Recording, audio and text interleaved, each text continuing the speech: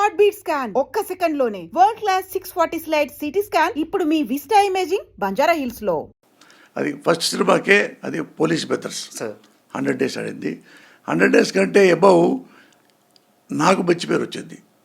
పెద్ద హిట్ అయినా హిట్ ఆ క్రెడిట్ మొత్తం నాకే వచ్చింది. ఇది ఎవడు ఈ పోసారి కృష్ణమురళి అంటే ఆ పరచూరాళ్ళ దగ్గర ఉంటాడు, ఆ బేపరాడు పిల్లవాడు వాడే అన్నాడు. వాడు బాపరాడు కదన్నా, ఆడు కమ్మోడు అని వాళ్ళు తెలుసుకుని నేను ఎప్పుడు చెప్పేవాడు కదా ఎవరికి. ఒకళ్ళైతే పాపం అతను రైటర్ బ్రాహ్మిన్స్ అతను అంటే ఏమిరా పాపం ఈ కృష్ణమురళి పిల్లవాడు బ్రాహ్మణ పిల్లవాడు వాడు కిచెన్ తీసుకొస్తారేంటి, నాన్ వెజ్ తెప్పిస్తారేంటి ఆడితో పాపం ఆఫీసులో అంటే నేను బ్రాహ్మిన్ కాదండి, కమ్మ అంటే వాళ్ళు మాట్లాడరేమో, దూరం పెడతారేమో తెలియదు కదా. అసలు ఏమీ మాట్లాడేవాడు కాదు, ఏమీ 5 ఏళ్ళు వాళ్ళ దగ్గర ఏమీ మాట్లాడే కామ్గా పనిచేసేవాడిని. ఒక 18-19 గంటలు పనిచేసేవాడు రోజుకి, 18 నుంచి 19 గంటల దాకా. ఒక 3 గంటలే నిద్రపోతా, 4 లేచి మళ్ళీ వాకింగ్కి వెళ్తా. నాకు దీనికి సంబంధించిన ఒక ప్రశ్నే ఉంది.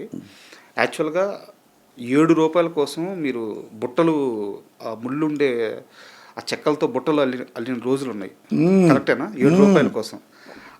అలాంటి పోసాని కృష్ణమురళి తెలుగు సినిమా ఇండస్ట్రీలో అసిస్టెంట్స్కి అందరూ అసలు డబ్బులే ఇవ్వని రోజుల్లో, మహా అయితే 2000, 3000 నెలకి ఖర్చులకు ఇచ్చే రోజుల్లో పోసాని కృష్ణమురళి మాత్రం తన అసిస్టెంట్స్కి డబ్బులు ఇచ్చేవాడు. నేను ఎవరిని నాకు అసిస్టెంట్ ఉంటే బాగుండే క్వశ్చన్ మార్క్ రాస్తాను అట్లాంటి నాకు తెలియదు అసలు. ఈ రోజుకి అందరూ నా వెంటబడి చూడండి. ఆకుల శివ లాంటి వాడు కానీ, కొరటాల శివ కానీ, రికమెండేషను సముద్రాల మేనలుడు అప్పలాచార్య ఉంటాడు, అప్పలాచార్య తమ్ముడు ఉన్నాడు ఆదిత్య గారని. ఆదిత్య గారంటే నాకు ఇష్టం బాగా, నాకే వస్తుండేవాడు. వస్తే ఆయన ఒకప్పుడు మురళి తమ్ముడు ఒక శివాని కుర్రాడు పాపం పేదవాడు బాగా, అన్నం కూడా 2 పూటలు లేని పరిస్థితిలో ఉన్నాడు, అది నువ్వు అసిస్టెంట్ పెట్టుకుంటావంటే అప్పుడు కొత్తగా నేను ఎవరు నాకెందుకన్నా అసిస్టెంట్లు లేకపోవచ్చు, వాడికి అన్నం పెట్టు అసిస్టెంట్ పేరుతో అన్నాడు. అది చెప్పుడుకున్నాడు ఆయన హైదరాబాద్లో.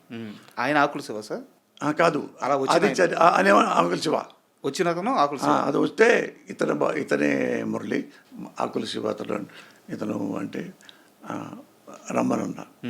నేను వాడు బాగా రాస్తాడా బాగా రాయడా అని ఏ ఒక్కడిని నేను చెక్ చేయటాలు కానీ మా దగ్గర పనిచేస్తారా అని ఎప్పుడు లైఫ్లో ఈ రోజు వరకు లేదు.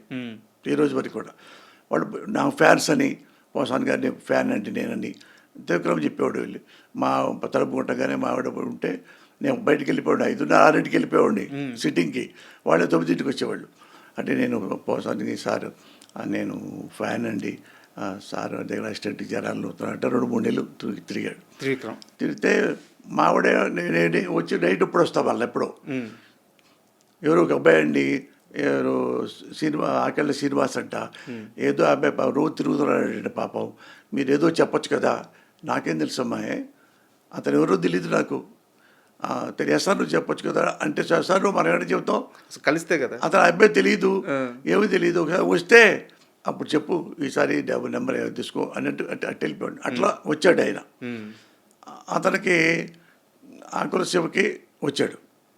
తర్వాత వాళ్ళందరూ 30 మంది దాకా పని చేసినట్టున్నారు. ఇండస్ట్రీలో సంపత్ నంది గారు కానీ, కొరటాల గారు కానీ, డివిఎస్ రవి గారు కానీ, ఇండస్ట్రీలో ఏ పెద్ద డైరెక్టర్ని తీసుకున్నా ఏదో ఒక టైంలో పోసాని కృష్ణమురళి గారి దగ్గర పని నేర్చుకున్న వాళ్ళే వీళ్ళంతా. అది అట్లా వచ్చినాడు త్రివిక్రమ్. ఎవరు ఫ్యాన్ ఎవరంటే కామెడీ మ్యాన్ అతను ఉంటాడు, గౌతమ్ రాజు గారని. కామెడీ ఏమిటి తమ్ముడు అంటుంటాడు. అతను తమ్ముడు నా దగ్గరికి వస్తాడు ఆ పిల్లోడు ఆపరేషన్ మన ఇతను త్రివిక్రమ్ ఆకళ్ళ సీను అనేవాడు. మా ఇంటి దగ్గర కూడా అప్పుడప్పుడు పనిచేస్తుంటాడు, పిల్లలకి టీచింగ్ చెప్తుంటాడు.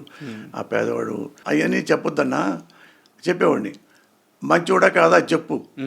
చెప్తే అన్న అయితే నేను మద్రాసు వెళ్తున్నాను, మద్రాసు రమ్మను, అక్కడే 1 వీక్ 10 days ఉంటాను కదా, రావాలి అలా వస్తానంటే రమ్మని చెప్పాను.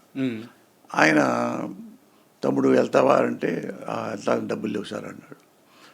ఆ గౌతమ్ రాజు చేతిలో బ్రాసరీ రాసుకుంటారు ఏదో ఇట్లా, అవును, బ్రాస్లెట్. ఆ బ్రాసరీ లాంటిది. అది మార్వాడి దగ్గరికి వెళ్ళి 1000 రూపాయలు కుదవబెట్టి ఆ 1000 రూపాయలు త్రివిక్రమ్ శ్రీనివాస్కి ఇస్తే ఆయన ఇచ్చి మీ దగ్గరికి వచ్చాడు. ఆ మద్రాసు దగ్గరికి పంపించాడు. అతనే గౌతమ్ రాజు పంపించాడు. అయితే ఇక్కడ నా డౌట్ ఏంటంటే ఇవన్నీ ఎందుకు చెప్పుకోరు సార్ కృష్ణమురళి, పోసాని కృష్ణమురళి? పోసాని కృష్ణమురళి అంటే కొంతమంది ఎక్కువ ప్రేమిస్తారు, కొంతమంది ఎక్కువ ద్వేషిస్తారు. కానీ అందరికీ తెలిసింది ఏంటంటే పోసాని కృష్ణమురళి నిజాయితీపరుడు. ఎవరి దగ్గర ఒక చేయి జాపి ₹1 అడగడు, ₹1 తీసుకోడు. కానీ ఇంత బయట కొన్ని కారణాల వల్ల మీ మీద కొంత నెగిటివిటీ పెరిగినప్పుడు కూడా ఏదో ఒక సందర్భంలో, ఏదో ఒక ఇంటర్వ్యూలోనో, ఏదో ఒక మనుషుల మధ్య ఇవన్నీ పంచుకోవాలి కదా. మీరు చేసిన మంచి అంతా ఎంతమందికి గుండె ఆపరేషన్లు చేయించారు మీరు? నాకు తెలిసి మీ డొనేషన్స్ ఆ రోజుల్లోనే ₹2 కోట్ల దాటింది. సో ఇవన్నీ ఎందుకు చెప్పుకోరు పోసాని కృష్ణమురళి? ఇవి కదా చెప్పుకోవాల్సింది. మీ పని అందరికీ తెలుసు, అంటే సినిమాలు హిట్లు అందరూ తెలుసు. అది కాదు రాజా, ఏదంటే ఒకళ్ళ మెహర్బానీ కోసం వాళ్ళు నన్ను పొగట్టడానికి నేను ఎప్పుడు మాట్లాడను. చేసింది మంచి కదా అనేది నా ఉద్దేశం. వాడు నన్ను సంతోషం బాగా పొగుడుతుంటే నాకేం పెద్ద పట్టించుకోను. నన్ను తిడుతున్నా నేనేం పట్టించుకోను. నేను ఎప్పుడేం పట్టించుకుంటానంటే నేను మంచిగా కాదా, నేను పద్ధతిగా ఉంటున్నానా లేదా, అదే చూసుకుంటా. నేను పద్ధతిగా లేనప్పుడు, తాగి తిరుగుతున్నప్పుడు, బేవర్స్ పనులు చేస్తున్నప్పుడు, లంగా పనులు చేస్తున్నప్పుడు, ఏమైనా పైరవీలు చేస్తున్నప్పుడు, అవినీతి పనులు చేస్తున్నప్పుడు, గవర్నమెంట్ అడ్డం పెట్టుకొని చెప్పి పొలాలు తీసుకుంటున్నప్పుడు, ఆస్తులు తీసుకుంటున్నప్పుడు, అలాంటి ఏమన్నా వెధవ పనులు చేస్తే నేను బాధపడాలి. నేను ఏమీ పిచ్చి పనులు చేయలే ఇంతవరకు. అన్నప్పుడు ఏంటంటే రాజకీయాల్లో ఒకరేంటంటే వాళ్ళకి ఎవరికి ఇష్టమో వాళ్ళకే మనం అనుకూలంగా ఉండాలి అనుకుంటారు. సార్ అది నాకు చేతకాని పని. నాకు తెలుగు సినిమా ఇండస్ట్రీ నాకు ఎన్నో ఇచ్చింది, నాకు నా కుటుంబానికి 100 కోట్లు దాటి ఎంతో ఆస్తులు నేను తెలుగు సినిమా పరిశ్రమ నాకు ఇవ్వటం జరిగింది. నా తెలివితేటలు కానండి, నా నిజాయితీ కానండి, హార్డ్ వర్కింగ్ నేచర్ ఉంది అని చెప్పండి, నా సక్సెస్ అనండి, సార్ నా డిమాండ్ అనండి. అట్లా అలా తెలుగు సినిమా పరిశ్రమలో నమ్ముకొని బాగా హార్డ్ వర్కింగ్ చేసి మంచి సక్సెస్లు ఇచ్చి గొప్పగా ఆస్తులు దేవుడు నాకు ఇచ్చి, తెలుగు పరిశ్రమ నాకు ఇచ్చి, ఆ తర్వాత నాకు సంతోషంగా నేను నా కుటుంబం ఇప్పుడు చాలా గౌరవంగా బతుకుతున్నాం. ఇది తరాలు తరబడి నాకు ఆస్తులు ఉంటాయి. ఇక బావు, ఎందుకంటే మా ఇంట్లో బ్యాడ్ హ్యాబిట్స్ ఎవరికి లేదు, నాకు లేదు, నా పిల్లలకి లేదు. మందు లేదు, సిగరెట్లు లేవు, పాన్ పరాగులు లేవు, మిడ్ నైట్ పబ్లిక్ వెళ్ళటాలు లేవు. ఏ క్లబ్ ఇంతవరకు చేయలేదు 40 ఏళ్లలో.